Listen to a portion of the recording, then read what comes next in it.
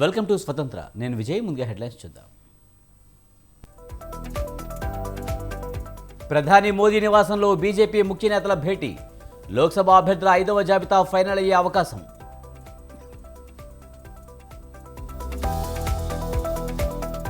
ప్రజాగాలం పేరుతో చంద్రబాబు ఎన్నికల ప్రచారం.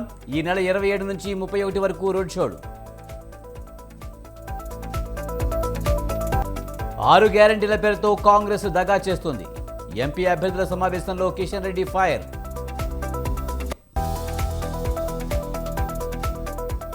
తెరవాల్సింది పార్టీ గేట్లు కాదు, ప్రాజెక్టుల గేట్లు. కాంగ్రెస్ రాష్ట్రాన్ని భ్రష్టు పట్టిస్తుందన్న హరీష్ రావు.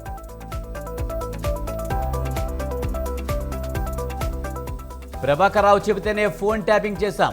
7 రోజుల పాటు ప్రణీత్ రావును విచారించిన పోలీసులు.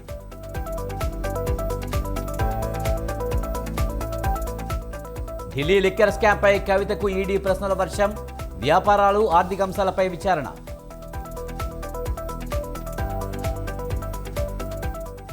ఈ నెల 31న ఇండియా కూటమి మెగా ర్యాలీ. కేజ్రీవాల్ అరెస్టుకు నిరసనగా ఆందోళనలు.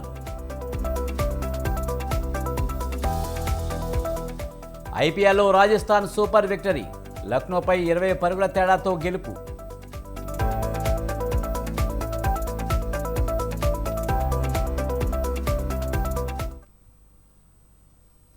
నెల్లూరు పార్లమెంటు పరిధిలో ఉండే 7 అసెంబ్లీ స్థానాలు కైవసం చేసుకుంటామని ఎంపీ విజయసాయిరెడ్డి అన్నారు. జనసేనకి భవిష్యత్తు లేదన్నారు. కులతత్వ, మతతత్వ పార్టీలో ఏపీలో ఒక్కటయ్యాయని ఆయన మండిపడ్డారు. నెల్లూరు జిల్లాలో టీడీపీకి ఎంపీ అభ్యర్థి దొరకలేదన్నారు. అందుకే వైఎస్ఆర్సీపీ రాజ్యసభ సభ్యుని లాక్కుని టికెట్ ఇచ్చారన్నారు.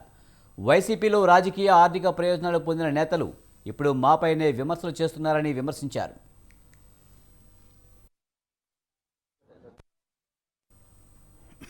టీడీపీ నేతలు వీధి రౌడీలు, చిల్లర మనుషులాగా ప్రవర్తిస్తున్నారని అన్నారు. మాదక ద్రవ్యాలు దిగుమతి చేసుకున్నది చంద్రబాబు బంధువులకు చెందిన కంపెనీ అన్నారు విజయసాయిరెడ్డి. డ్రగ్స్ కేసులో టీడీపీ నేతలు దొరికితే వైఎస్ఆర్సీపీపైకి నెడుతున్నారని అన్నారు. సిబిఐ విచారణలో టీడీపీ నేతల బండారం బయటపడడం ఖాయమన్నారు.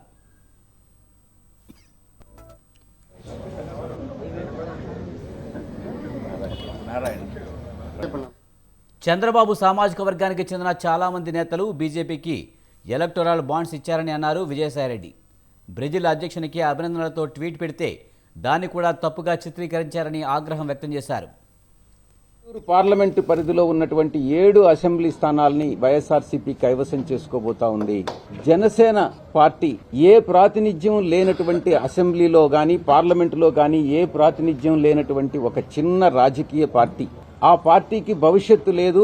ఆ పార్టీ వేరే పార్టీలతో అనుసంధానం అయితేనే ఏదో కొంచెం కొద్దో గొప్పో 1-2 సీట్లు వస్తాయన్నటువంటి నమ్మకంతో టీడీపీ, జనసేన, బీజేపీ ఒకటి కావడం జరిగింది. కులతత్వ పార్టీలు, మతతత్వ పార్టీలు ఒకటి కావడం జరిగింది. ఆ పార్టీ నుంచి ఈ రోజు 100 మంది చేరటం, నిన్న ఆమ్ ఆద్మీ పార్టీ నుంచి 150 మంది వైఎస్ఆర్ కాంగ్రెస్ పార్టీలో నెల్లూరు జిల్లాలో మాత్రమే చేరడం, ఇవన్నీ కూడా వైఎస్ఆర్ కాంగ్రెస్ పార్టీ రాబోయేటటువంటి ఎన్నికల్లో విజయం సాధించేదానికి సంకేతం అన్నటువంటి విషయం మనకు తెలుస్తానే ఉంది.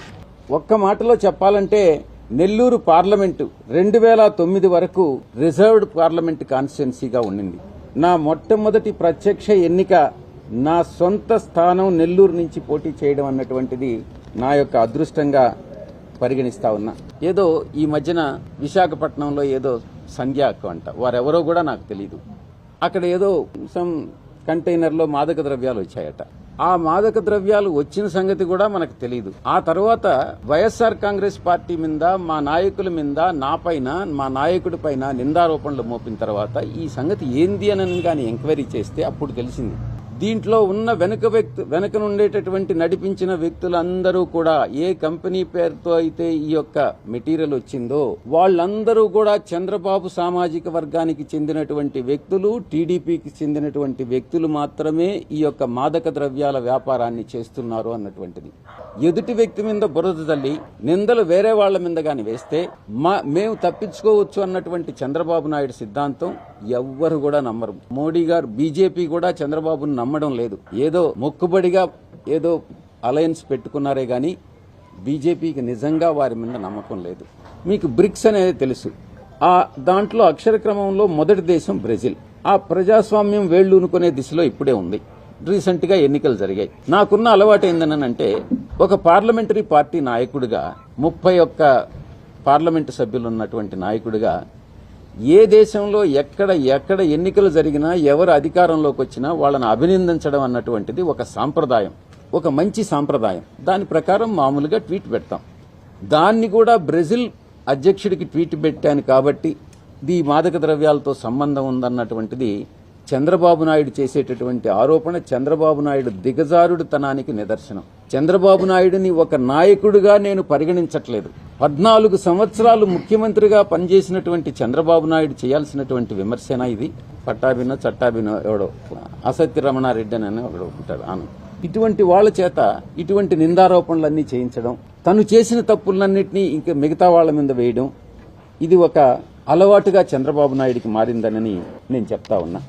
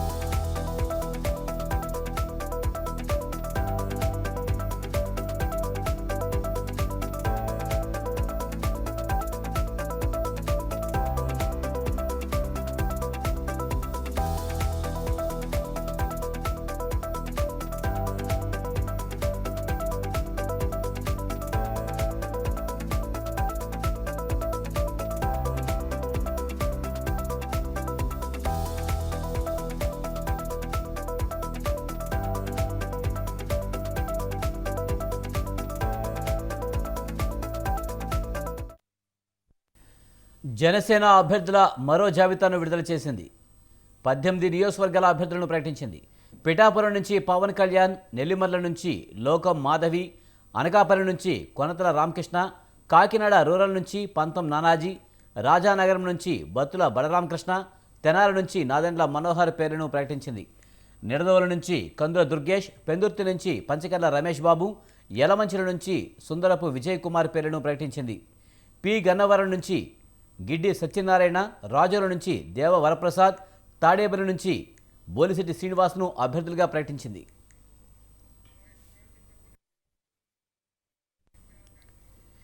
దీనిపై మరింత సమాచారాన్ని మా ప్రతినిధి సంతోష్ అందిస్తారు.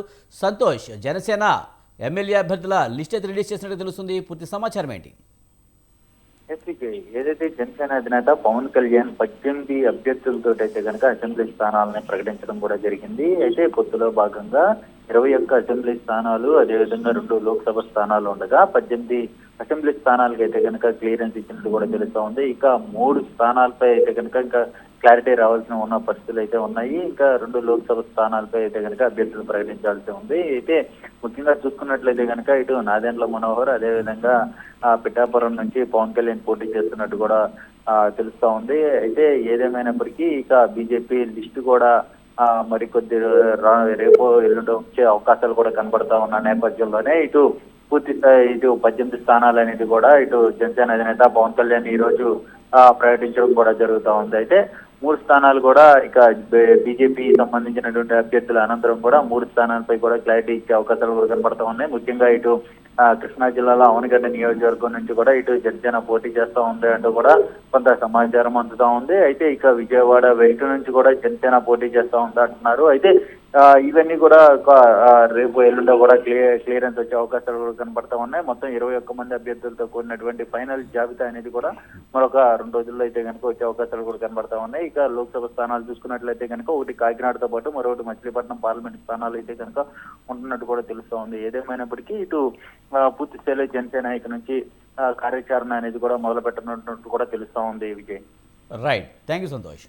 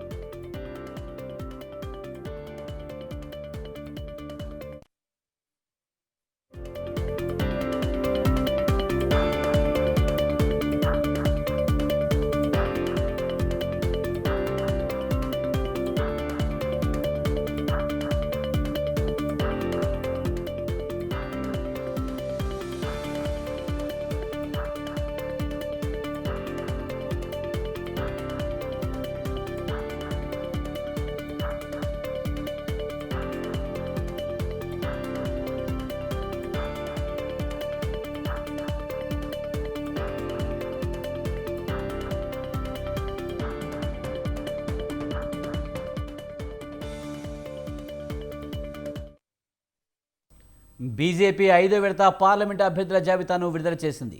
తెలంగాణలో వరంగల్ అభ్యర్థిగా ఆరూరి రమేష్, ఖమ్మం అభ్యర్థిగా తాండ్ర వినోద్రావును ప్రకటించింది.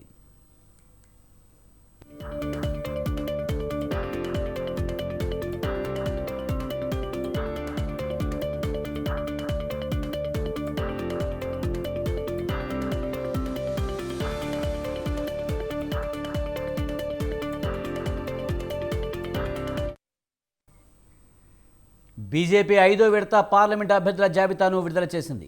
తెలంగాణలో వరంగల్ అభ్యర్థిగా ఆరూరి రమేష్, ఖమ్మం అభ్యర్థిగా తాండ్ర వినోద్రావును ప్రకటించింది.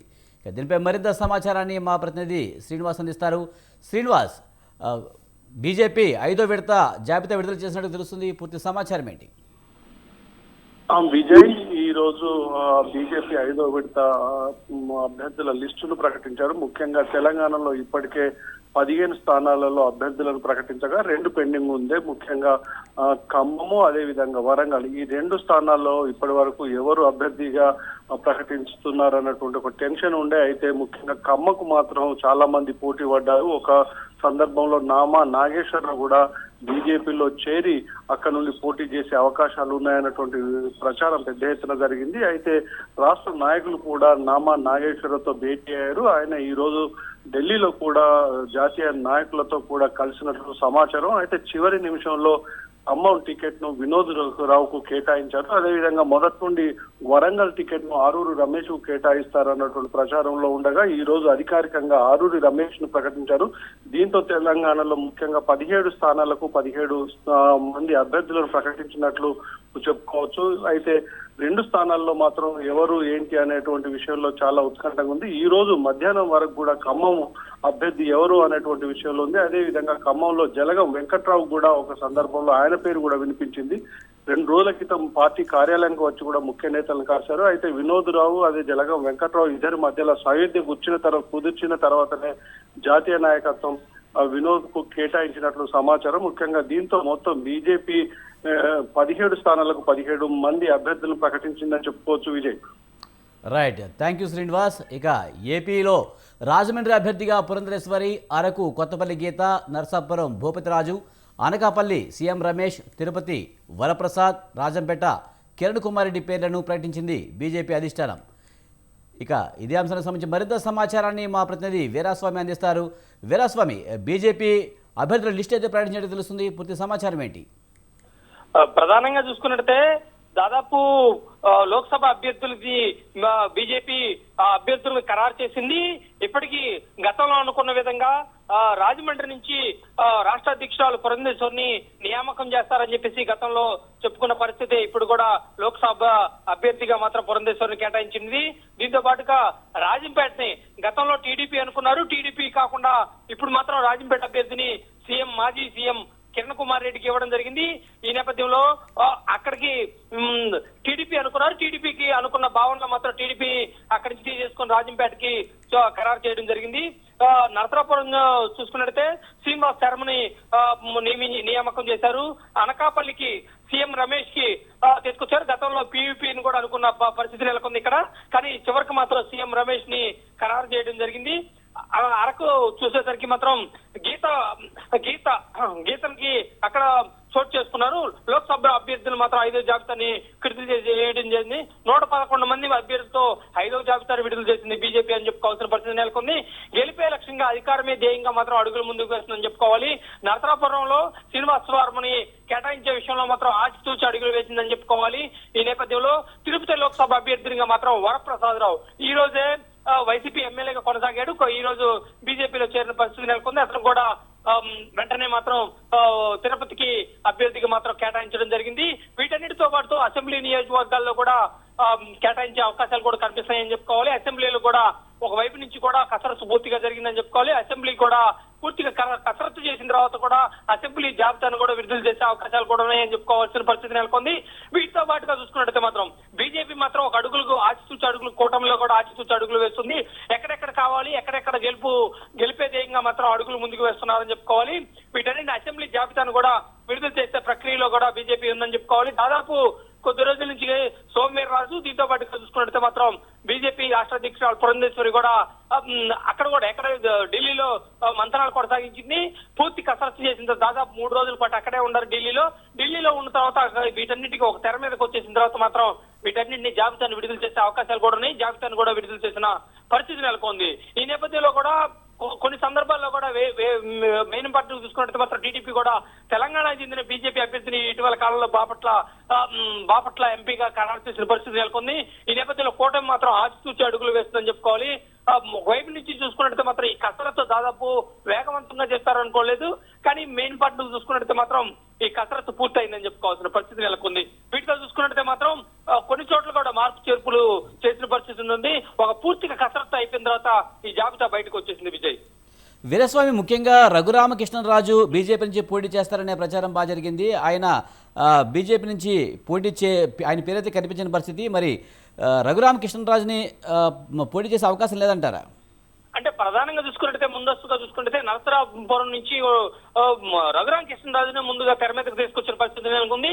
ముందుగా రఘురామకృష్ణరాజునే ప్రత్యేకంగా అసలు అక్కడ రఘురామకృష్ణరాజుకి ఫైనల్ అయిపోయింది. రఘురామకృష్ణరాజు కూడా ఏదైతే ఉందో టీడీపీకి దగ్గరగా ఉన్నాడు, బీజేపీ తరఫు నుంచి కూడా వస్తాడని చెప్పేసి అతనికి పూర్తిగా ఖరారైన నేపథ్యంలో మాత్రం కసరత్తులో భాగంగా ఏదైతే ఉందో ఈక్వేషన్ చూసుకుంటే సామాజిక పరంగా కానీ దీనిపై చూసుకుంటే మాత్రం ఒకవైపు నుంచి చూసుకుంటే ఆర్థిక పరంగా కానీ అన్ని కోణాల్లో దృష్ట్యా మాత్రం అతన్ని పక్కకు తప్పించినట్టు తెలుస్తోంది. దీనికి సంబంధించి కూడా ఈ నేపథ్యంలో అతను గతంలో వైసీపీలో కొనసాగాడు. వైసీపీలో ఉన్నది కాబట్టి ఈ వాటన్నింటినీ కూలక్షుణ్ణంగా ఒకవైపు నుంచి తెర మీద తీసుకొచ్చిన తర్వాత నరసరావుపేరం నుంచి కూడా అభ్యర్థిగా రఘురామకృష్ణరాజును తప్పించారని చెప్పుకోవాల్సిన పరిస్థితి నెలకొంది.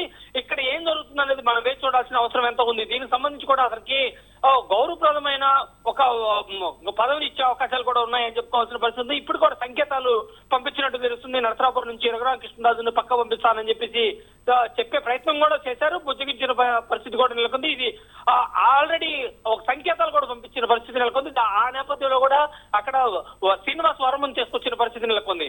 ఈ నేపథ్యంలో వీటన్నింటినీ కూలక్షుణ్ణంగా పరిశీలించిన తర్వాత ఆ ఎత్తుగడల్లో భాగంగా బీజేపీ మాత్రం వ్యూహాత్మకంగా అడుగులు ముందుకు వేసిందని చెప్పుకోవాలి. ఇప్పటికీ సంకేతాలు రఘురామకృష్ణరాజు కూడా సంకేతాలు పంపించారు. సంకేతాలు పంపించిన తర్వాతే మాత్రం ఈ కీలక నిర్ణయం తీసుకున్న పరిస్థితి నెలకొంది. విజయ్, వీరస్వామి, అలాగే రఘురామకృష్ణరాజు విజయనగరం నుంచి తెలుగుదేశం తరఫున పోటీ చేయబోతున్నారనే ఒక వార్త అయితే హల్చల్ చేస్తుంది. అది నిజమేనంటారా? అంటే ఇక్కడ ప్రధానంగా చూసుకుంటే కొన్ని అంశాలు కూడా చూసుకుంటే మాత్రం విజయనగరం నుంచి రఘురామకృష్ణరాజు అనేది పూర్తిగా పరిశీలనలో ఉంచారు. కానీ ఇక్కడ జోరుగా ప్రచారం జరుగుతుంది. కానీ రఘురామకృష్ణరాజుని అక్కడికి పంపించడం కంటే ఈస్ట్ వెస్ట్ ఈ ప్రాంతాల్లో కూడా అతను ప్రాధాన్యం ఎక్కువగా ఉంటుంది. ఈ నేపథ్యంలో ఇక్కడ కూడా ఇక్కడ ఉంచాలనేది భిన్నాభిప్రాయాలు కూడా వ్యక్తమైంది. ఈ నేపథ్యంలో ఇక్కడ కూడా ఉంచిన తర్వాతే రఘురామకృష్ణరాజుని విజయనగరం పంపిద్దామనేది ఒక పరిశీలన మాత్రమే ఉంచారని చెప్పుకోవాల్సిన పరిస్థితి నెలకొంది. ఒక క్లారిటీ, ఇంతవరకు స్పష్టమైన క్లారిటీ మాత్రం సంకేతాలు కూడా పంపించిన దాఖలాలు కూడా లేవు. కొన్ని అభ్యర్థులు అందుకనే దాదాపు 17 మంది టీడీపీ అభ్యర్థులు ప్రకటించాల్సిన చోట 13 మందిని అభ్యర్థులు ప్రకటించారు. ప్రతిమ మాత్రం పక్కకు పెట్టేశారు. వీటన్నింటినీ చూసుకున్నట్టయితే మాత్రం లాస్ట్ లో రఘురామకృష్ణరాజుకి ఎక్కడైనా సరే కీలకమైన పదవి అప్పచెప్పే అవకాశాలు ఉన్నాయి. తప్పనిసరిగా అతన్ని ఒక ఎంపీగా పంపిస్తారా లేకపోతే ఒక కీలకమైన పదవిని ఉంచిపెట్టేసేసి ఉంచుతారా అనేది మనం వేచి చూడాల్సిన అవసరం ఎంత ఉంది. ఇప్పుడు చూసుకున్నట్టు కేవలం పరిశీలనలో మాత్రమే ఉంచడం జరిగింది. దీంతో పాటు చూసుకున్నట్టు మాత్రం బీజేపీ ఎక్కువగా స్థానాలు కూడా అసెంబ్లీ స్థానాలు కూడా ఎక్కువగా రాయలసీమ వైపు నుంచి కూడా రాయలసీమ వైపు ప్రాంతాల్లో కూడా ఎక్కువ దృష్టి సారిస్తుందని చెప్పుకోవాలి. ఈ నేపథ్యంలో అతన్ని మాత్రం ఎక్కడ అనేది చూస్ చేస్తారు, ఎక్కడ అనేది ఉంచుతారు అనేది చెప్పాల్సిన అవసరం లేదు. ఇక్కడ టీడీపీలో కూడా అతనికి అందరూ అనుకున్న విధంగా కూడా నరసరాపురం నుంచి కూడా పోటీ చేస్తారు అనుకున్నారు. కానీ ఇక్కడి నుంచి తప్పించేసి అక్కడ విజయనగరంలో పరిశీలనలో మాత్రమే ఉంచడం జరిగింది. దాన్ని మాత్రం క్లారిటీ కూడా రావాల్సింది. 2-3 రోజులు మంత్రాలు చేసిన తర్వాత అంటే ప్రజాకాలం యాత్రకి శ్రీకారం చుట్టారు మాజీ ముఖ్యమంత్రి చంద్రబాబు నాయుడు. ఈ నేపథ్యం దాదాపు ఆ పర్యటనలో ఏదో ఒక రోజు ఈ 5 అభ్యర్థులు లోక్సభ అభ్యర్థులు ప్రకటించాల్సి ఉంది. అది ఎక్కడి నుంచి ప్రకటిస్తాడని చెప్పేది 5గురిలో మాత్రం ఉండే అవకాశాలు ఉంటాయి అని చెప్పేసి అందరూ భావిస్తున్నారు. ఈ నేపథ్యంలో కూడా అసెంబ్లీ అభ్యర్థుల జాబితాలు కూడా విడుదల చేయాల్సి ఉంది. బీజేపీ ఒకవైపు నుంచి కూడా ఒక స్పష్టమైన క్లారిటీ వచ్చే అవకాశం ఉంది. కానీ ఎక్కడైతే మాత్రం లోక్సభ అభ్యర్థులు మాత్రం ప్రకటించకపోతే తప్పనిసరిగా మాత్రం అక్కడికి టీడీపీలో తనకి మంచి కీలకమైన ఒక పదవిని అప్పగించే అవకాశాలు కూడా ఉన్నాయని చెప్పుకోవాలి. ఇప్పటికే మాత్రం కసరత్తు పూర్తవుతుంది. కసరత్తు జరిగిన తర్వాత ఈ ఐదు లోక్సభలో ప్రకటించే కాడ మాత్రం నరసాపురం సంబంధించి ఏదైతే ఉందో గతంలో ఇప్పుడు ఎంపీగా ఉన్న రఘురామకృష్ణరాజు మాత్రం పేరు మాత్రం బయటకు వచ్చే అవకాశాలు కూడా ఎక్కువ ఉన్నాయని చెప్పుకోవాల్సిన పరిస్థితి నెలకొంది. Vijay, right, thank you Veeraswamy.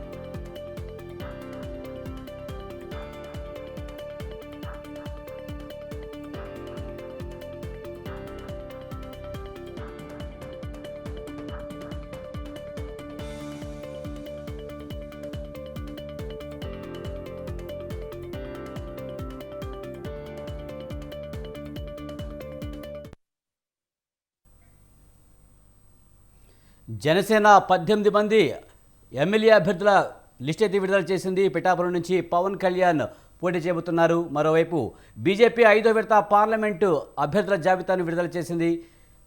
ముఖ్యంగా తెలంగాణలో 2 స్థానాల్లో, అలాగే ఏపీలో 6 స్థానాల్లో అభ్యర్థులను కూడా ప్రకటించింది.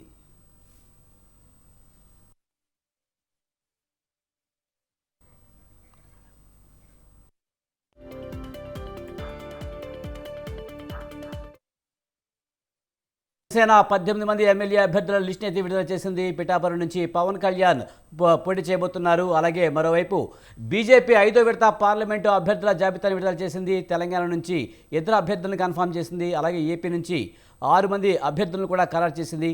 ఇదే అంశానికి సంబంధించి మరింత సమాచారాన్ని మా ప్రతినిధి సంతోష్ అందిస్తారు. సంతోష్, జనసేన అలాగే బీజేపీ లిస్టుకు సంబంధించి పూర్తి సమాచారం ఏంటి? ఏదైతే ఏపీలో ఈ పొత్తులో ఉన్నటువంటి పార్టీలు టీడీపీ కావచ్చు, జనసేన కావచ్చు, బీజేపీ కావచ్చు, 3 పార్టీలు కూడా అభ్యర్థుల్ని ప్రకటించే దిశలో అయితే కనుక వేగవంతం చేసిందనే చెప్పుకోవచ్చు. ఇప్పటికే ఇటు జనసేన అయితే కనుక 18 అసెంబ్లీ స్థానాలను అయితే ప్రకటించడం కూడా జరిగింది. ఇక మరొక 3 సీట్లు మాత్రమే మిగిలిన నేపథ్యంలో అవి కూడా త్వరలోనే ఇటు ప్రకటించబోతున్నట్టు కూడా సమాచారం అందుతూ ఉంది. ఇక బీజేపీ చూసుకున్నట్లయితే కనుక తాజాగా అసెంబ్లీ స్థానాలతో పాటు అదేవిధంగా లోక్సభ స్థానాలపై దృష్టి పెట్టి వేగవంతం చేసిన పరిస్థితులు అయితే కనుక కనబడ్డాయని చెప్పుకోవచ్చు. ముఖ్యంగా చూసుకున్నట్లయితే కనుక ఏదైతే రాజమండ్రి, అనకాపల్లి, అరకు, అదేవిధంగా మనకి తెలిసినటువంటి ఈ ఇటు రాజంపేట ఇటువంటి నియోజకవర్గాల్లో అయితే కనుక అభ్యర్థులను ఖరారు చేసినట్టు కూడా తెలుస్తా ఉంది. రాజమండ్రి నుంచి పురంధేశ్వరితో పాటు అదేవిధంగా సీఎం రమేష్, అలాగే కొత్త గీత, ఇలా పేర్లు అయితే కనుక వినిపిస్తా ఉన్నాయి. అయితే ముఖ్యంగా ఇక అసెంబ్లీ స్థానాల్లో కూడా కొన్ని పేర్లు కూడా వినబడతా ఉన్నాయని చెప్పుకోవచ్చు. విశాఖ నార్త్ నుంచి కూడా విష్ణుకుమార్ రాజు పోటీ చేస్తారంటూ కూడా సమాచారం అందుతా ఉంది. అయితే ఇక నర్సాపురం పార్లమెంట్ కావచ్చు, అదేవిధంగా కొన్ని పార్లమెంట్ ఇంకా రావాల్సిన పరిస్థితులు అయితే ఉన్నాయి. ఏదేమైనప్పటికీ చూసుకున్నట్లయితే కనుక ఇక బీజేపీ, జనసేన, టీడీపీ ఉమ్మడిగా అయితే కనుక ఇక ప్రచారం మొదలు పెట్టనున్నట్టు కూడా తెలుస్తా ఉంది. ఇక ఏపీ బీజేపీ రాష్ట్ర అధ్యక్షురాలు దగ్గుబాటి పురంధేశ్వరి సైతం కూడా ఇటు ప్రచారంలో పాల్గొంటున్నట్టు కూడా తెలుస్తా ఉంది. ఏదైతే ఇక ఢిల్లీ నుంచి ఏపీకి వచ్చిన అనంతరం కూడా ప్రచారం అనేది కూడా వేగవంతం చేయబోతున్నట్టు కూడా తెలుస్తా ఉంది. ఒక పక్క టీడీపీ ప్రజాకాలం పేరుతోటి ప్రచారం చేపడతా ఉంటే ఇక జనసేన సైతం కూడా పిఠాపురం నుంచి మొదలు పెట్టబోతున్నట్టు కూడా తెలుస్తా ఉంది. ఇక బీజేపీ సైతం కూడా రాజమండ్రి, అదేవిధంగా పలు లోక్సభ స్థానాలపై అయితే కనుక పార్లమెంట్ స్థానాల్లో అయితే కనుక ప్రచార సభలో అదేవిధంగా వేగవంతం చేసే పరిస్థితుల్లో కూడా కనబడతా ఉన్నాయి. అయితే అభ్యర్థుల ఖరారు దాదాపు పూర్తి స్థాయిలో అయితే కనుక వెలువడిన నేపథ్యంలో ఇక ప్రచారంలోకి దిగుతా ఉన్నట్టు కూడా తెలుస్తా ఉంది. అయితే పోలింగ్ డేట్ అదేవిధంగా రాజకీయాలు అయితే కనుక వేడెక్కున్న పరిస్థితులు అయితే కనుక కనబడతా ఉన్నాయి. విజయ్, జనసేన ఇప్పటికీ 18 అయితే అభ్యర్థుల లిస్ట్ అయితే ప్రకటించింది. ఇంకా 3 స్థానాలు, అలాగే బీజేపీ 10 స్థానాలను ఈ లిస్ట్ ఎప్పుడు వచ్చే అవకాశం ఉంది? దీనికి సంబంధించి పూర్తి స్థాయిలో కసరత్తు పూర్తి చేశారనుకోవాలా?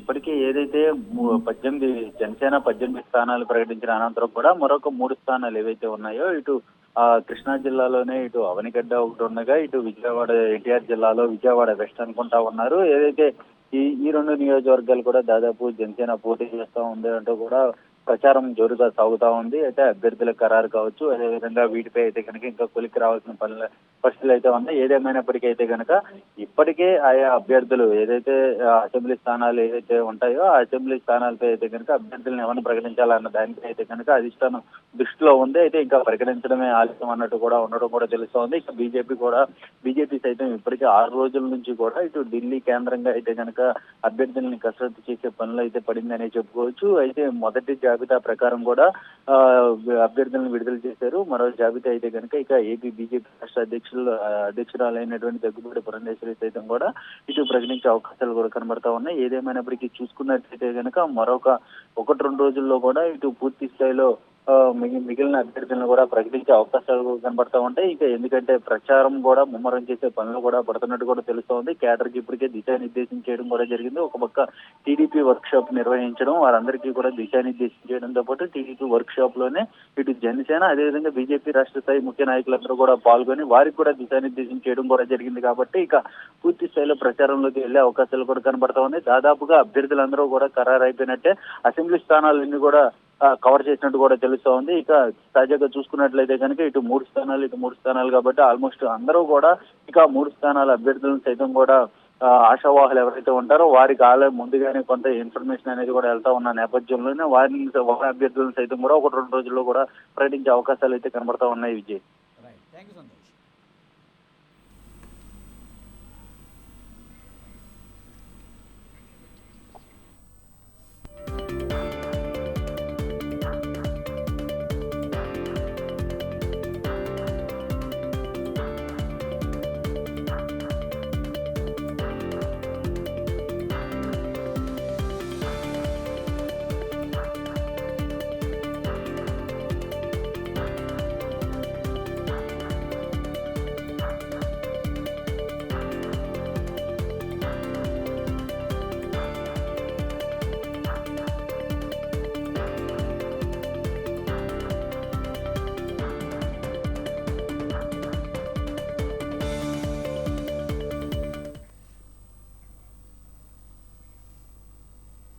ఇవి బులెటిన్ విశేషాలు. చూస్తూనే ఉండండి స్వతంత్ర.